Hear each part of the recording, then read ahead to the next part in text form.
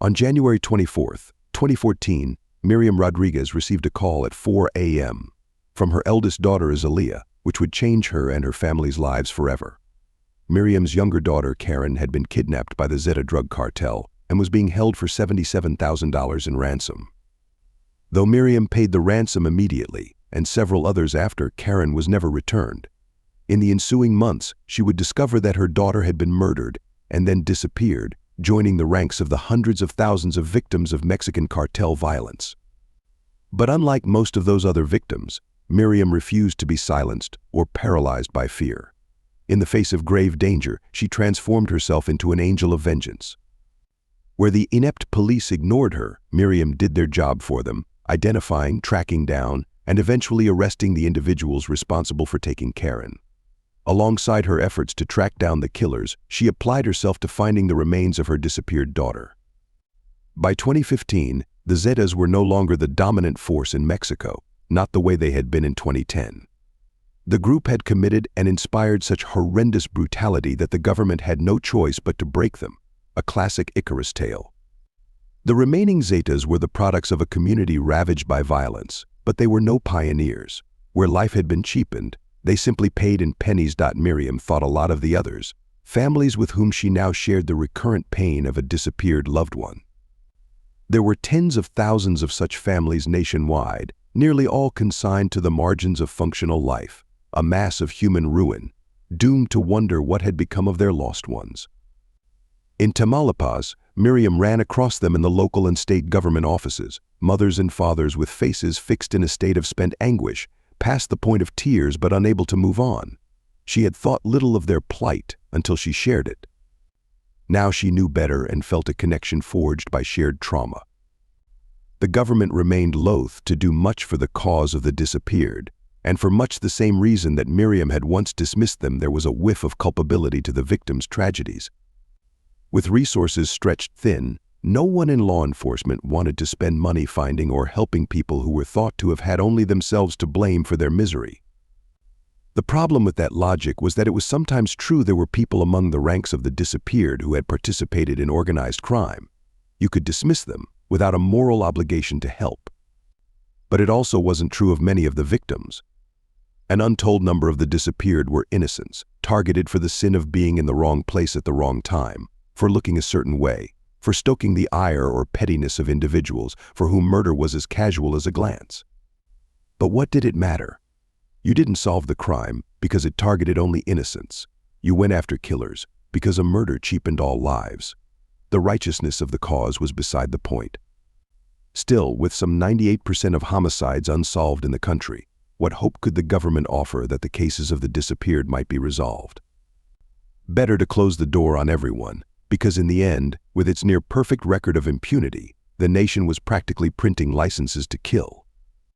The leaders of the collectives understood that the Mexican authorities might respond to collective interests, or try to align with them, draw them into the fold, or co-opt them.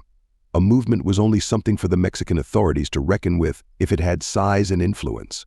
Slowly, collectives like Miriam's began to coalesce across the country. Miriam began to build relationships with others like her, if for no other reason than to be understood. But for Miriam, building a community came second to avenging Karen and finding and burying Karen's remains.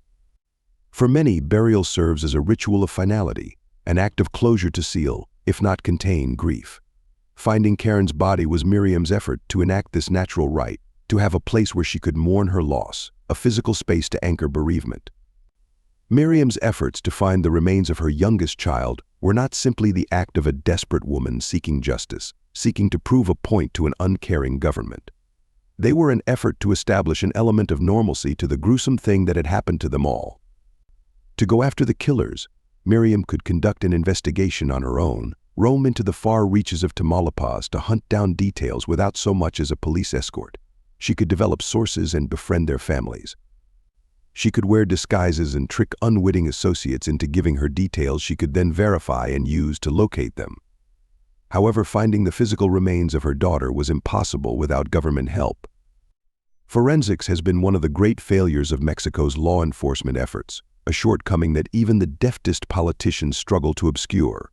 Cases arise of lost remains, human corpses mislabeled or misplaced. Unidentified bodies are tossed into mass graves, one atop the next, making exhumation in the rare case of a DNA match all but impossible. Families find themselves in a spin cycle of hope and grief, submitting to DNA tests again and again, because so many of the forensic offices responsible for maintaining a registry of their profiles allow the samples to spoil. Or a new government comes in and fails to upload the records obtained by the previous administration. The government has had to call in outside experts to help, international specialists who have nearly all come away exasperated by the mix of incompetence and indifference they find at both the state and federal levels. More than 100,000 people have disappeared in Mexico since the start of the war on drugs. Meanwhile, 52,000 bodies in varying states of decomposition have been uncovered, many of them unearthed from mass graves like the ones in San Fernando. It seems logical that with modern science, one could draw a line from one group to the next, using the common tool of DNA collection, and in doing so identify the remains and grant closure to at least half of the families of the missing. Only that has not happened. For the better part of a year, Miriam had badgered and begged and threatened the officials in charge of processing the DNA of human remains recovered in Tamaulipas, repeatedly reminding them that her case was among the simplest of all to resolve. Unlike the vast majority of disappeared victims, she knew where her daughter had been killed and then buried, and had even witnessed some of the remains being collected from the basurero. She had been there with the Marines in March 2014, when the Zeta cell had been decimated.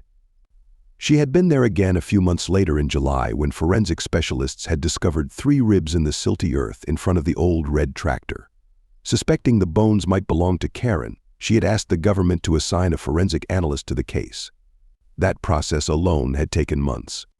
And so it came as something of a surprise when, on January 7, 2015, the state laboratory reported a positive match with Miriam's and Luis's DNA profiles of the 3 ribs collected in July 2014. They were Karen's. While most families would rejoice at a match, Miriam remained skeptical. The state lied about these sorts of things, whether intentionally to ease external pressure or accidentally through sheer incompetence. She needed to be certain Miriam might have let it go there, but the sort of person that stopped at the appropriate time, who knew when to ease off the gas, when to stop pushing and bullying and testing fate. That person rarely found their disappeared loved one. She decided to continue fighting.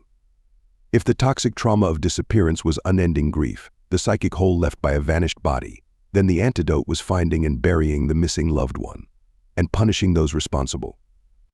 Miriam discovered a surprising avenue to corroborate the DNA evidence. In certain cases, the government entitled victims to seek DNA testing from outside providers. After a lengthy petition, Miriam arranged for Karen's alleged remains, the 3 rib bones, to be sent to a prominent genetics lab near Washington, D.C. Miriam had other reasons to push the state government for more. She knew of earlier searches at the ranch, dating back to March. The site alone said as much the location where they had discovered the ribs in July had already been dug up. Someone had been there first and had conducted at least a cursory collection of evidence. If these ribs did belong to Karen, then where was the rest of her? The human body contains 206 bones. What happened to the other 203? She believed the government had at least some of them, but was too disorganized to know and too apathetic to find out. She decided then that she would not stop until she was certain that every bit of Karen had been recovered, or at least the parts that could be recovered. If later testimony from the florist was to be believed, Karen might have been dissolved in acid. Barbara had been.